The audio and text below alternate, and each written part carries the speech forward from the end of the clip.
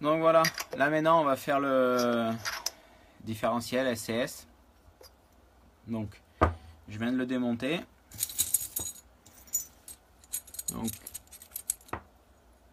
voilà toutes les pièces qui composent le diff.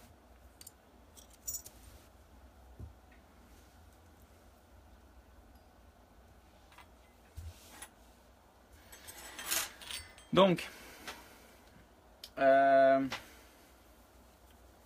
on commence, on met une noix de cardan pour faire une base de support.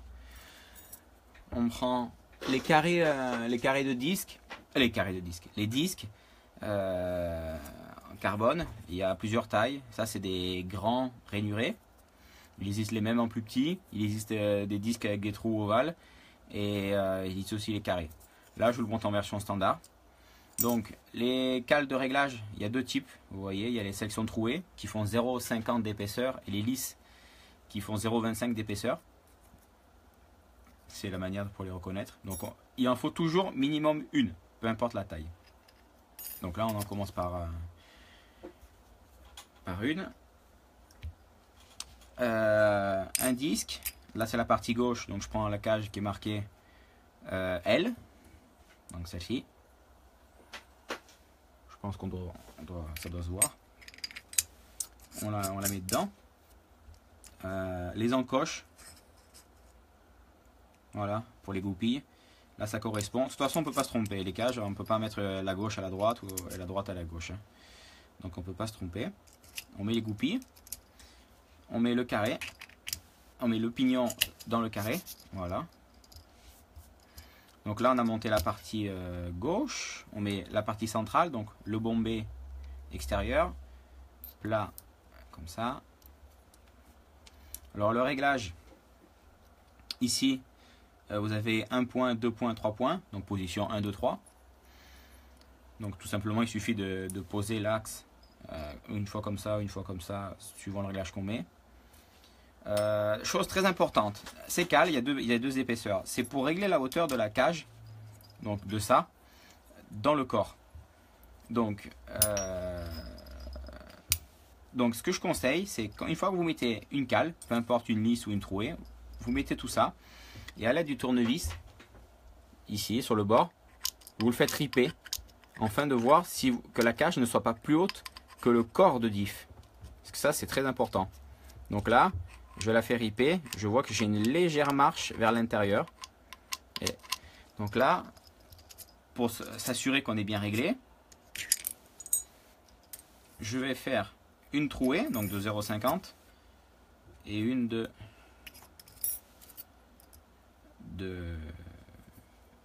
0,25 et je remonte.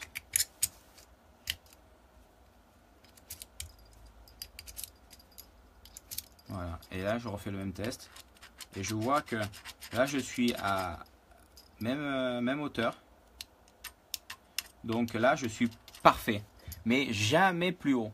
Si on voit en faisant ça, on monte un chouille, la cage est un chouille plus haute, là c'est pas bon, il faut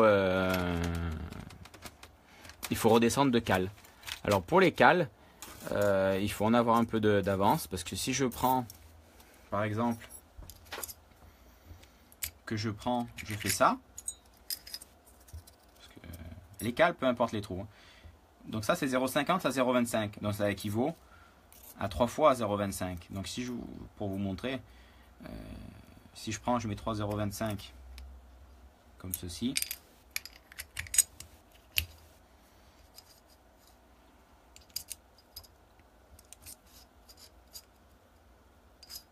Donc là, hop là. Voilà, 0,25. Je suis toujours nickel. Donc, peu importe, les troués ou pas troués. Donc, là j'en prends un peu en plus. Donc la partie gauche, elle est faite. La cage est à bonne hauteur dedans. Donc le diff, je le mets en position 1, donc sur là où il y a un seul point. Je sais pas si on arrive à bien voir les points. Ici, là. Donc je le mets en position 1.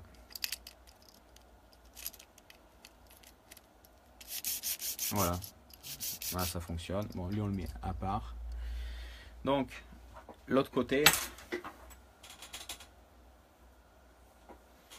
Donc, la noix de cardan.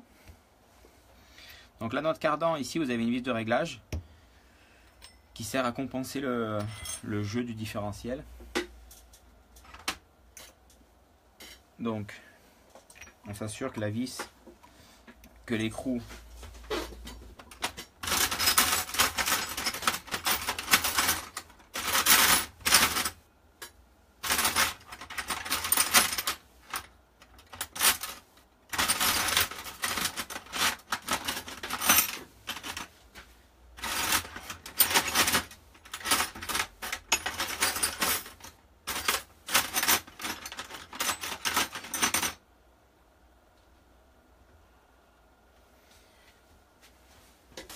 bon, je trouve plus ma clé de 5,5. On s'assure que l'écrou... Non, il faut une clé de 5,5.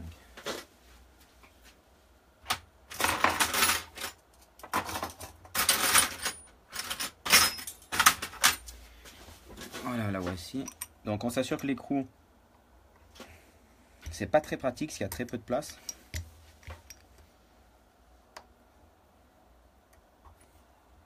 Voilà, s'assure que l'écrou il est bien serré pour que quand on dévisse et on visse, la pièce centrale elle bouge. Donc là, la pièce centrale, on dévisse au maximum. Voilà. Ça, je vous expliquerai après. Donc à partir du moment où l'écrou il est bien serré, pour que ça fasse étanchéité avec le joint, on le serre bien et on le dévisse au maximum pour que la pièce elle soit au centre. Donc ici, cette pièce là, la plate, la partie biseautée, ça va dedans, parce qu'en fait cette pièce, la petite qui est tenue par la vis M3, quand elle se déplace, elle fait lever cette plaque.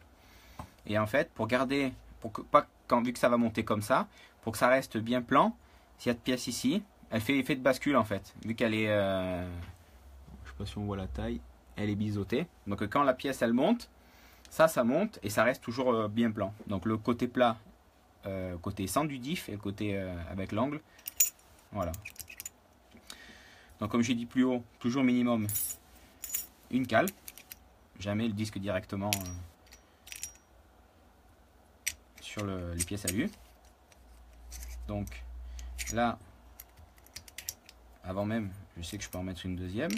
Donc après, comme je vous ai dit, peu importe les troués ou pas troués, ça revient vraiment au même, c'est juste une question de taille. Donc là, pareil, je vérifie avec mon tournevis que je sois légèrement en dedans. Donc là, je suis... on va dire que je suis limite. Donc on va faire un essai, c'est là où vous allez comprendre à quoi sert cette vis. Donc ici, je centre. Donc les goupilles pour que ça tombe juste. Parce que si je fais ça, là c'est juste, mais là c'est plus juste. Donc voilà. Donc si on peut remarquer, il y a le trou des goupilles qui est près du trou M3 pour fermer le diff. Et là, il y en a un qui est décalé, qui est plus espacé. Donc en fait, celui-là, moi, je me fais un repère, je le mets en haut. Je me centre sur l'autre corps, pareil. Hop. Et ça se ferme tout seul.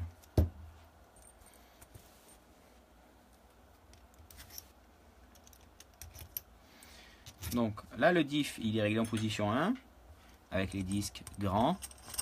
Et j'ai réglé le jeu des cages dedans.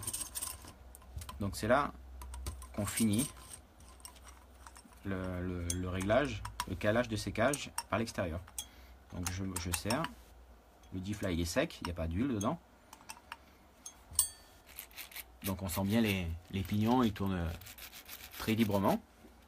Et donc là maintenant on finit par la vis ici. Donc on était réglé au minimum. Donc je vais visser tout en faisant tourner le diff. Et quand je sens que ça commence à freiner, voilà, là je sens que ça commence à freiner. Donc là dedans les cages elles sont en pression, donc elles freinent sur les disques qui sont à l'extérieur. Je reviens au point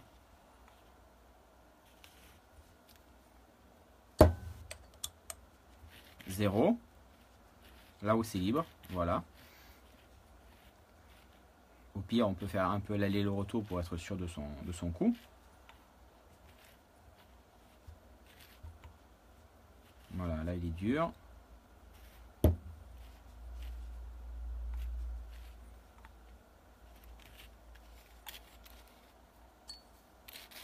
Voilà, toujours dur. Et voilà, là il est redevenu libre. Donc là je suis au point 0. Si je serre, je le durcis. Si je desserre, je lui donne plus de jeu. Et là ce que je fais, je prends, je desserre d'un demi-tour. Voilà, comme ça le diff dedans, il peut travailler comme il faut et il n'y a pas de souci. Donc là le diff il est monté, réglé, on a rattrapé le jeu par la vis extérieure. Je vérifie. Voilà, il n'y a même pas de souci. On va monter la couronne. Donc la couronne Genius double perçage pour M4 fileté et M5. Voilà.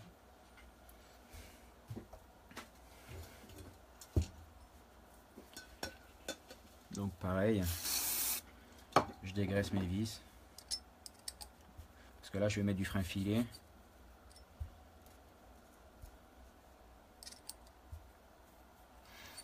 Donc le diff, pour le réglage, comme je vous ai dit, vous avez les positions. Plus on monte, plus c'est dur. On a les disques. Si on met un disque plus gros diamètre, c'est plus efficace. Si on met un disque plus petit, c'est moins efficace. Si on met un disque avec des trous, c'est encore moins efficace, qu'il y a moins de friction. Et si on le neutralise, on met les carrés. Donc là, c'est en mode pluie. Parce que ça, c'est vrai que chez SCS, c'est pas très bien expliqué. Il y a beaucoup d'accessoires, il y a beaucoup de choses, mais ils n'ont pas forcément tout bien expliqué chez eux.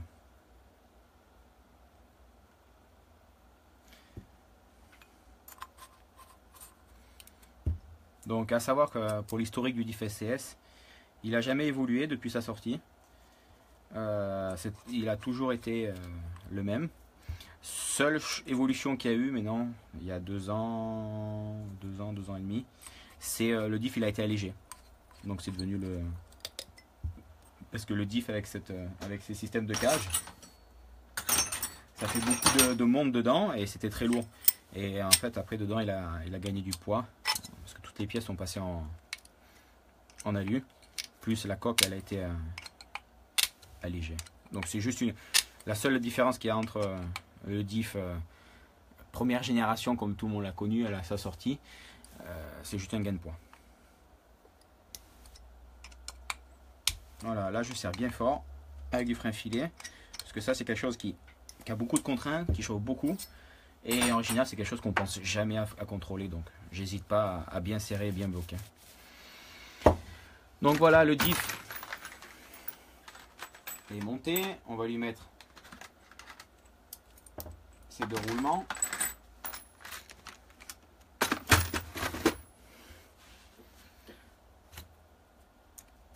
Voilà. Donc après tout simplement on y met son huile.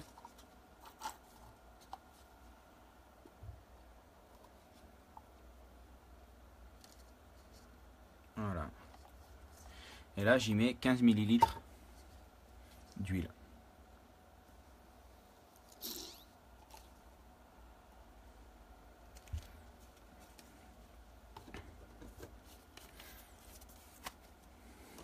Donc l'huile, j'utilise l'huile SCS qui est fournie dans la boîte du diff et qui est prédisponible dans le commerce. Et voilà, là je fais un peu tourner histoire de répartir l'huile. Mais le diff est monté, réglé et prêt à être utilisé. Donc ça, après on verra après quand je le monte sur la voiture.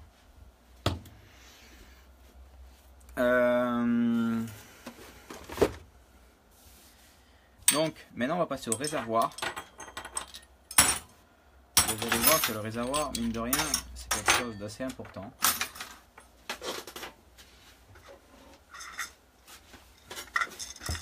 Donc le réservoir, les durites, le petit réservoir de compensation que je mets en plus sur la voiture, le bouchon de réservoir rapide, hop, et le filtre. Donc le réservoir Genius, Ça c'est le réservoir classique, le bouchon classique que moi je change. Il faut qu'on fasse nous-mêmes nos durites. Ici il y a 2 encoches de pré-perçage pour si on veut percer à droite ou à gauche. Et ça c'est la, qu'on appelle ça, les mises à l'air, pareil, qui sont pas ouvertes, donc il faut les percer. Donc ce que je fais moi comme montage, au lieu de celui-ci je l'utilise, celui-ci je ne l'utilise pas. Et pour pas le laisser, juste par question d'esthétique, au lieu de percer ici, de laisser ça comme ça, je coupe et je perce ici. C'est juste une question d'esthétique.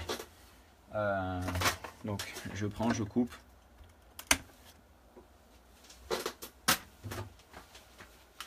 Tout simplement, je prends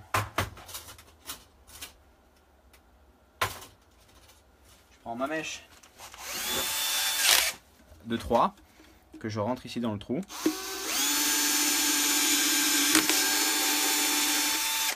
Voilà, pour pouvoir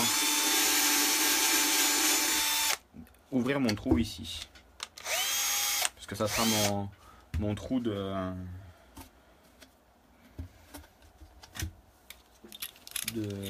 mise à l'air, non, parce qu'il est sur le bouchon, mais de retour de mon réservoir de compensation. Voilà. J'ai bavure. Histoire de faire tout propre. Et après je perce ici. Donc voilà, le premier trou je le fais avec la même mèche de 3. De toute façon on voit qu'il y a déjà il était déjà pré-percé comme ici. Donc là je finis d'ouvrir.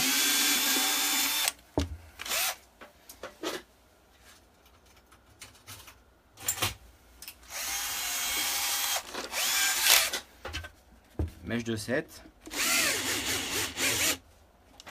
Alors faire attention quand on fait ça, de ne pas être emporté et de ne pas passer de part en part.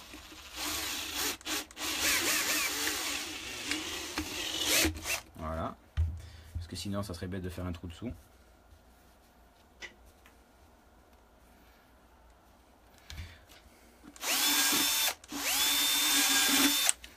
Voilà. Alors, de même, j'ai bavure un peu. Donc là c'est une partie un petit peu pas simple. Donc en fait ça je dois le faire rentrer ici. Donc si on s'aperçoit, si on prend un pied à coulisse, si je prends la mesure sous la collerette, il me donne 9. Donc là j'ai fait un 3 à 7.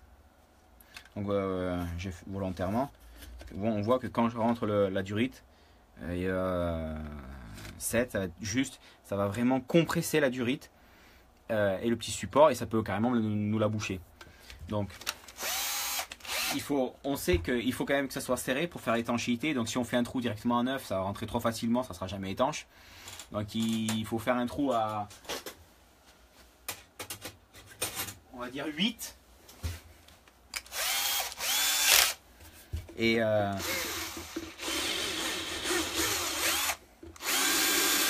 voilà, 8. Pareil, j'ai bavure un peu.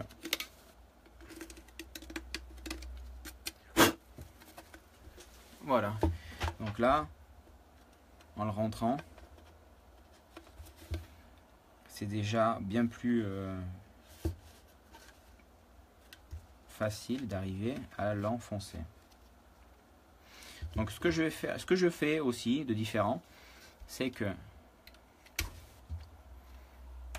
j'utilise un petit un 90 que j'enfonce.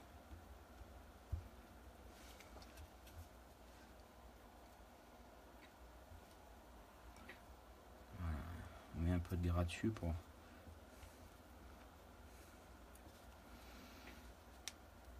Alors, je fais, on pourrait très bien mettre la durite comme ça et la mettre directement. Moi, je mets ça, ça me permet, parce que la durite qui est plantée dans le réservoir, qui est toujours baignée dans l'essence, elle sèche jamais. Mais la durite qui est à l'extérieur, elle a la contrainte de la chaleur. Elle, c'est une durite qui sèche. Et donc, pour éviter qu'elle sèche et pour la changer plus facilement, s'il vient se passer quoi que ce soit, qu'on l'abîme ou qu'elle vient être percée, je mets un petit raccord comme ceci. pour pouvoir, sans intervenir dedans, par l'extérieur, juste changer ma durite d'arrivée d'essence si besoin, et de ça assez facilement, rapidement. Voilà. Donc là maintenant, il faut la faire rentrer. Et c'est là que c'est pas simple. Donc je mets avec un tournevis plat.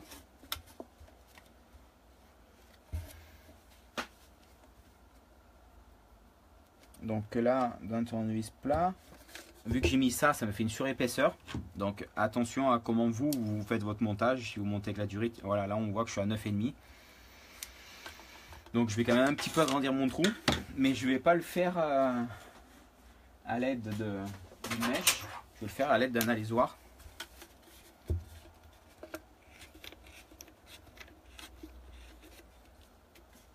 Comme ça me fera en plus le trou conique. Et ça me sera plus simple. Donc ça c'est quelque chose, allez-y tranquillement, à tâtons.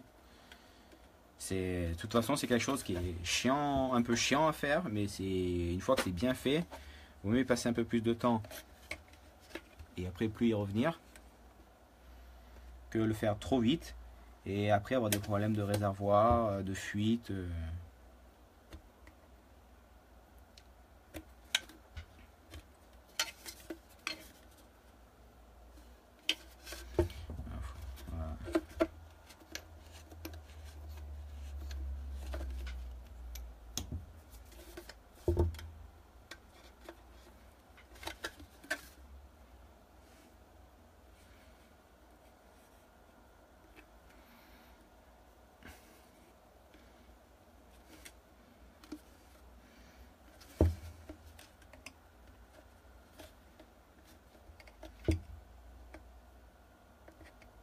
Attention aussi avec le tournevis plat, de ne pas soi-même endommager les durites en les perçant.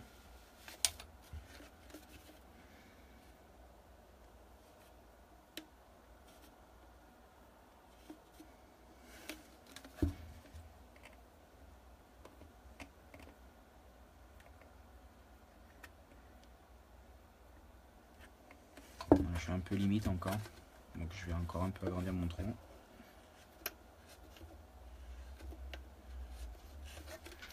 Vous voyez, c'est quand même quelque chose qu'il faut faire vraiment à tâtons pour être tranquille. Après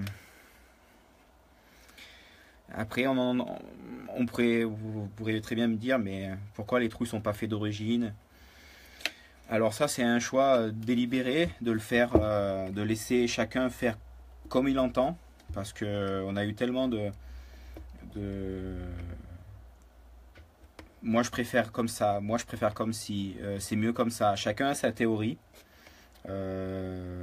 chacun a sa façon de voir, et voilà. Donc on a délibérément choisi de faire comme ça, et au moins chacun est libre de faire comme il le sent. Moi je vous explique ma façon, pourquoi j'utilise ça. C'est une question pour être plus simple, si je viens changer ma durite parce qu'elle a été abîmée ou quoi que ce soit, que je puisse sans pour autant démonter, sortir la durite, tout remonter. C'est une question pour que ce soit plus pratique. Donc voilà, là je mets mon doigt dedans pour m'assurer que c'est bien sorti comme il faut. Au pire, on la fait tourner. Voilà. Donc je vais mettre un coup de soufflette. Désolé pour les oreilles. Histoire de m'assurer que c'est tout.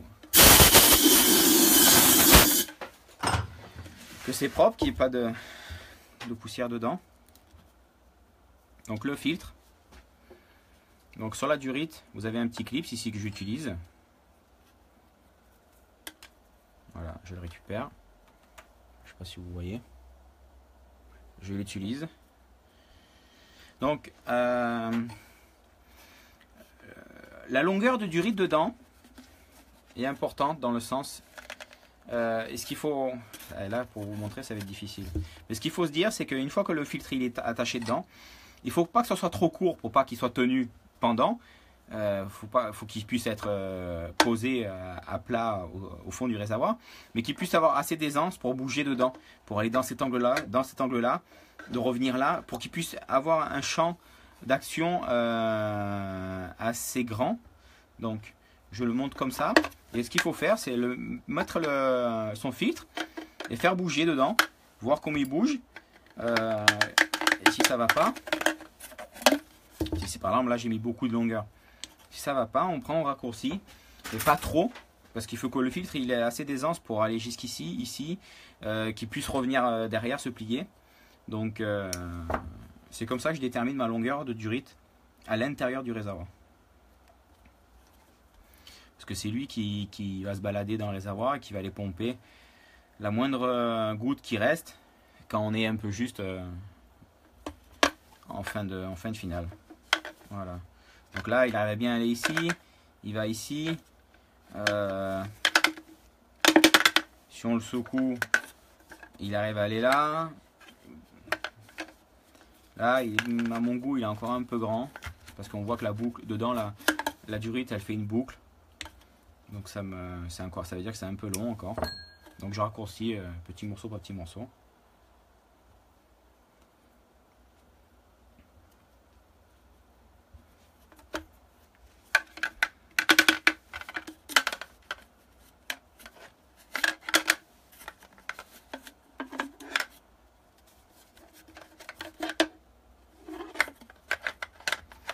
Donc ça c'est pareil, hein, on le fait une fois. Et une fois que c'est fait, on n'y revient plus. Mais faut s'assurer que c'est bien fait.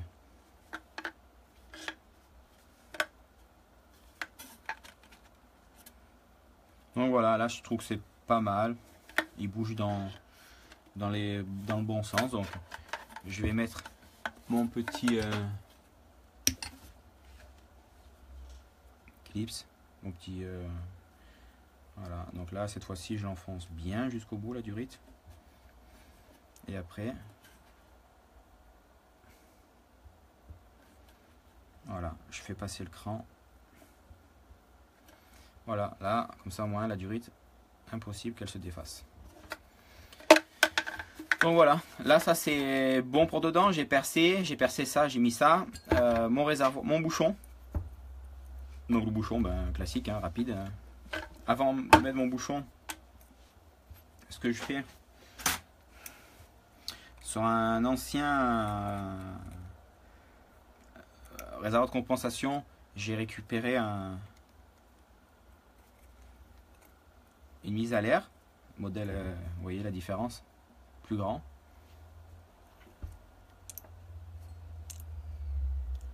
Donc je mets celui-là ici parce qu'il est plus grand. Et pour nos durites de 1/5, ça marche mieux. Donc c'est quelque chose, comme je l'ai dit, que j'ai récupéré sur un ancien. Ça c'est du 6.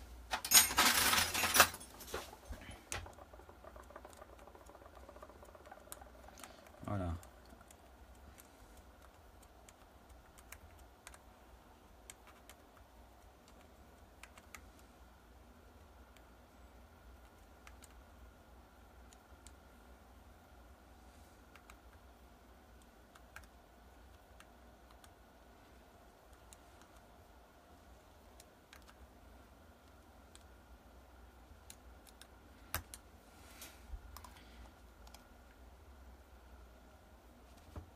C'est pas simple. Il faut bien le prendre.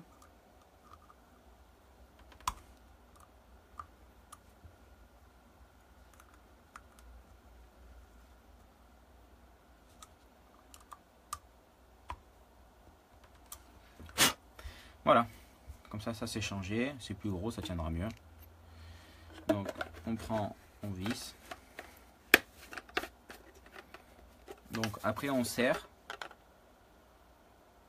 Voilà, voilà. Le bouchon, vous voyez, il n'est pas dans le bon sens. Donc pas de panique. On dévisse les 3 petites vis qu'il y a autour.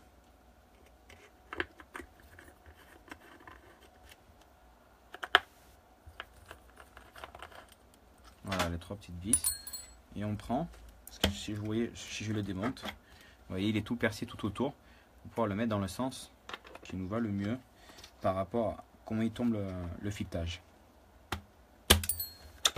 Donc voilà, maintenant on va revisser.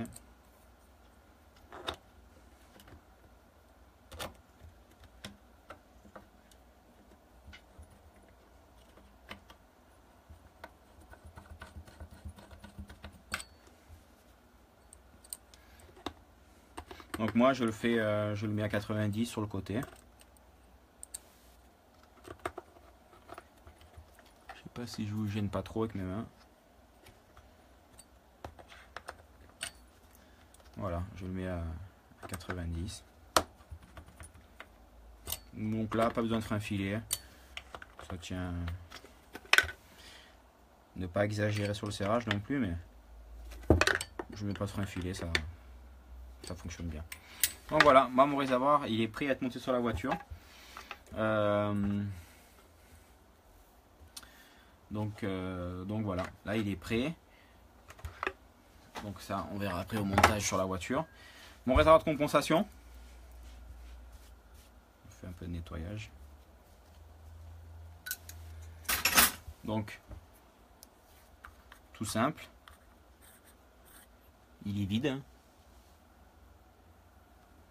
Il est vide, je sais pas si on verra bien voir. Voilà. Il y a un petit joint torique pour faire étanche. Donc là je serre bien. Je monte mes petits raccords.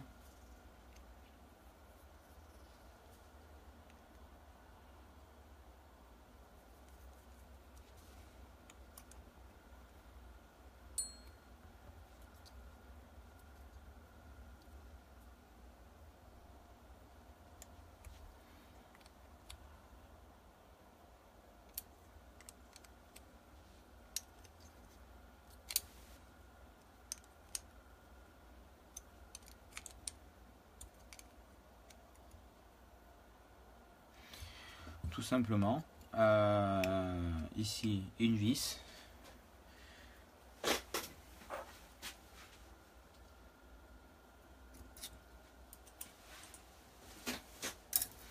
je mets volontairement une vis longue de 4 par 12 pour que si ça vient à se dévisser ou quoi, que je puisse m'en apercevoir, parce que ça va être tout brinque-ballant et je le verrai que c'est dévissé, donc histoire d'avoir un peu de marge, surtout que dedans c'est vide, ça craint rien. Donc voilà, lui il est monté. Après pour le durite, je vous expliquerai quand je suis sur la voiture. Donc voilà, il me reste de la durite.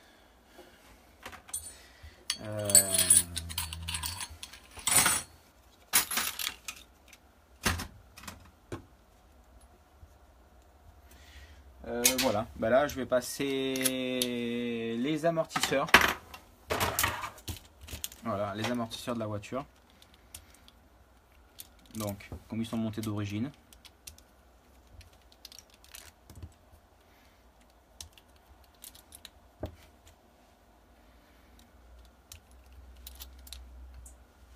Donc, voilà. La petite coupelle avec le Genius dedans. D'origine, ils sont montés avec le système dynamique. Voilà. Donc ce que je fais, par simple vérification, parce qu'ils sont déjà montés comme il faut avec du gras. Donc je vais juste vérifier le serrage des bouchons. Voilà. On voit bien que c'est... Voilà, je vérifie juste le serrage qui coulisse bien. Je vérifie... Ça c'est de la pure vérification pour être certain qu'il n'y ait pas un oubli ou quoi que ce soit. Avec le 1,5, je vérifie le piston. Voilà, il est bien fixé, il n'y a pas de souci. La chape inférieure. Donc... Je vous rassure, j'ai pas pris la pince comme un barbare, l'axe comme un barbare qui est la pince. C'est une pince spéciale qui est faite exprès pour bien tenir vous voyez, qui est bien fait pour pas abîmer les axes. Ça, c'est quelque chose qui va sortir aussi chez Genius. Donc voilà, là l'amortisseur, il est, je l'ai vérifié, il n'y a pas de souci. Celui-ci, on va dire que c'est un avant. Donc la molette, je la dévisse pour le reconnaître visuellement. La chemise, elle est montée dans le bon sens, le fin côté en haut. Voilà, celui-là, il est prêt à être rempli. Ici, il n'y a rien d'extraordinaire. Hein. Le bouchon avec ses membranes, donc ça c'est pareil, ça c'est prêt. Donc là, de même, on vérifie, je vérifie le serrage.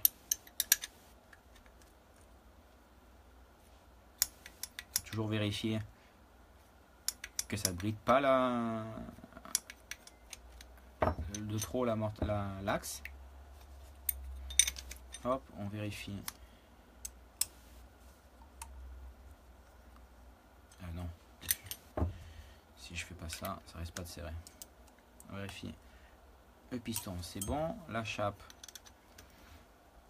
c'est bon. Donc là, c'est pareil, je fais comme l'autre. Je divise la molette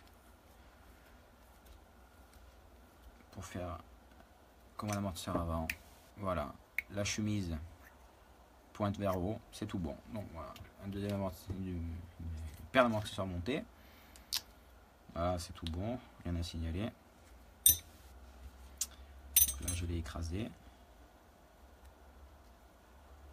Voilà. Donc celui-là, on va les laisser dévisser, vous voyez, pour faire comme un amortisseur arrière, qui sont plus vissés, les molettes. Déjà pour les reconnaître. Donc là, la chemise pointe en haut.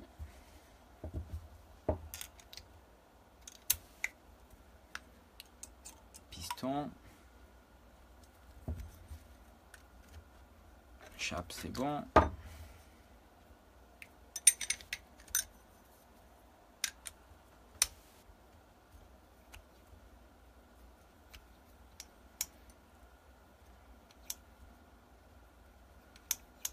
Voilà. Un arrière de près. Donc bon, là c'est du répétitif, hein, il n'y a rien de...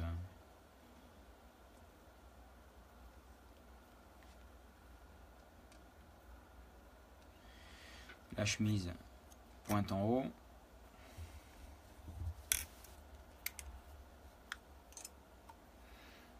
Piston, nickel. La chape, de même, nickel.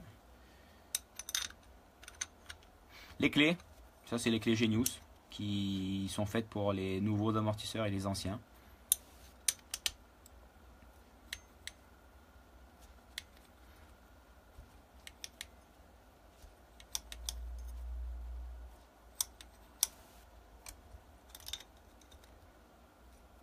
Voilà, c'est bien serré, il y a tout est nickel. On va les mettre en huile.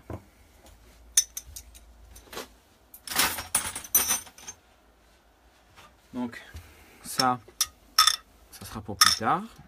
Je mets à part.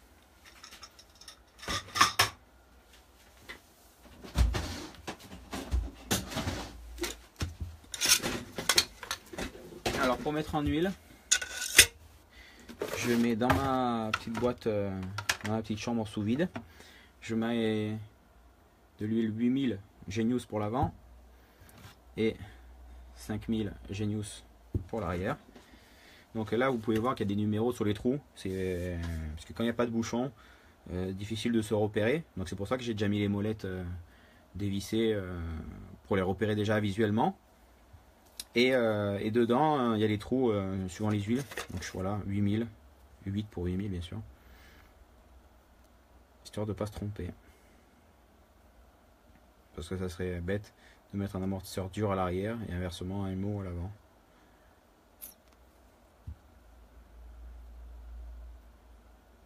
Voilà. Bon, voilà. Ça, c'est le principe des amortisseurs. Quand ils sont neufs, il y a une belle bulle d'air dessous. Donc attention à ne pas se faire piéger, à ne pas remplir l'amortisseur comme je viens de faire à ras-bord.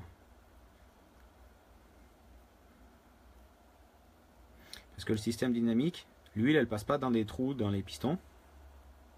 Elle passe par les côtés. Et quand on les remplit pour la première fois, il y a une petite chambre dessous. Ce qui fait que quand on remplit, voilà, tout à fait ce que je viens de vous montrer, quand on remplit comme ça la première fois, on fait sortir une grosse bulle et on s'en met plein les doigts. Donc là, on va pas se tromper. Ou plutôt, on va pas faire comme le premier. On le remplit aux 3/4. On tient la chemise. C'est pour ça que je mets mon doigt ici.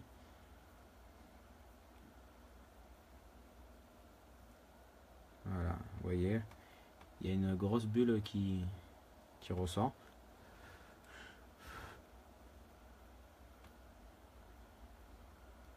Voilà, ça évite de s'en foutre plein les mains.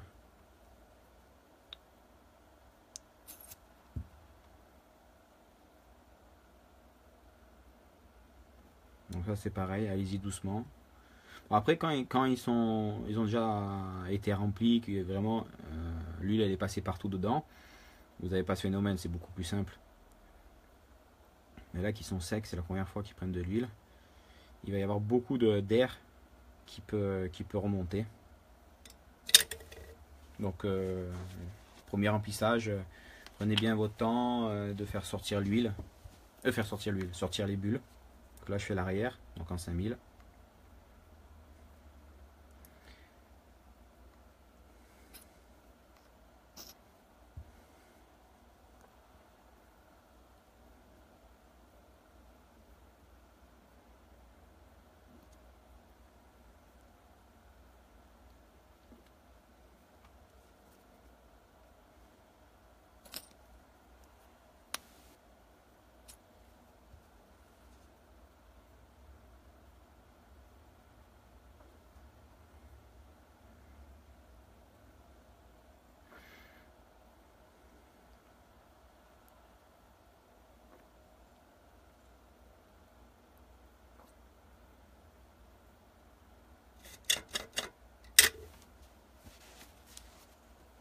Donc si vous n'avez pas de petite de petite boîte sous vide, tout simplement l'ancienne, vous bloquez les amortisseurs dans une roue et vous les laissez tranquillement, les bulles remonter. L'avantage de ça, c'est que c'est plus rapide, surtout que les huiles dures qu'on utilise.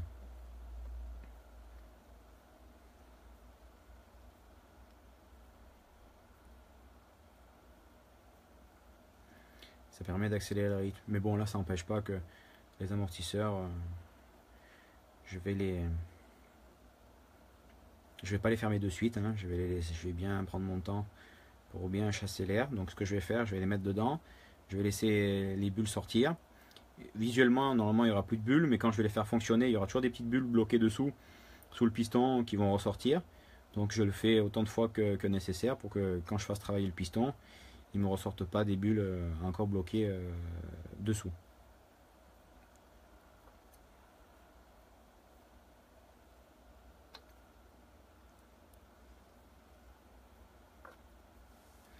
Parce qu'un amortisseur bien fait, c'est un amortisseur qui n'a pas de bulles. Parce que quand il y a des bulles dedans, ça s'émulsionne et on n'a pas tout à fait. L'amortisseur il peut donner un aspect un peu de chouic, si on peut dire. Parce que ça s'émulsionne dedans et ça fonctionne pas, c'est pas optimum. Vous voyez là, je sais pas si vous voyez. Voilà, il n'y a plus de grosses bulles, mais il n'y a que des petites bulles. Parce que à force de le faire travailler, je les fais émulsionner. Donc là maintenant, il faut évacuer toutes ces bulles.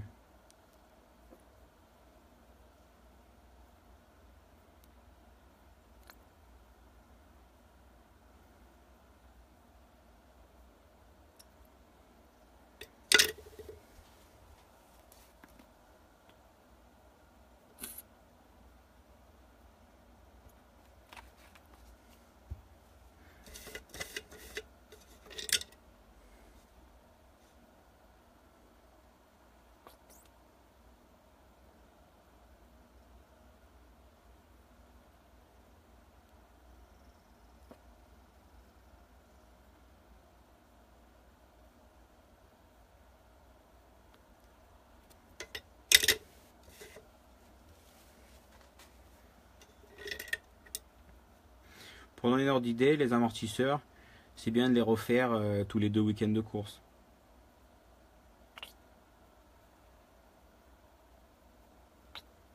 Après, toutes les courses, non, c'est pas comme du tout-terrain où les amortisseurs travaillent énormément. Mais tous les 2 week-ends de course, c'est bien, parce que le silicone, c'est quelque chose qui s'use et qui perd un peu de ses propriétés, ses viscosités. Donc, c'est bien de le faire toutes les 2 courses. Donc voilà, donc là maintenant je vais fermer avec ma pompe. Ça va faire une chambre sous vide et les bulles vont remonter plus vite. Donc ça permet, comme je vous dis, d'accélérer les remontées de bulles. Donc voilà, là je vous ai montré diff, réservoir, amortisseur. Les amortisseurs, bon, ça sera quelque chose que je fermerai plus tard. Je vais bien les laisser se vider pour qu'ils soient purgés nickel, pas qu'il y ait de bulles dedans. Donc ça c'est quelque chose que je fermerai plus tard. De temps en temps, je les ferai un peu travailler et puis je les mettrai dans la chambre sous vide. Voilà, donc je vais recouper le direct et puis pour revenir peut-être tout à l'heure, mais je vous promets rien. Allez amis mécanos, pilotes, à plus tard.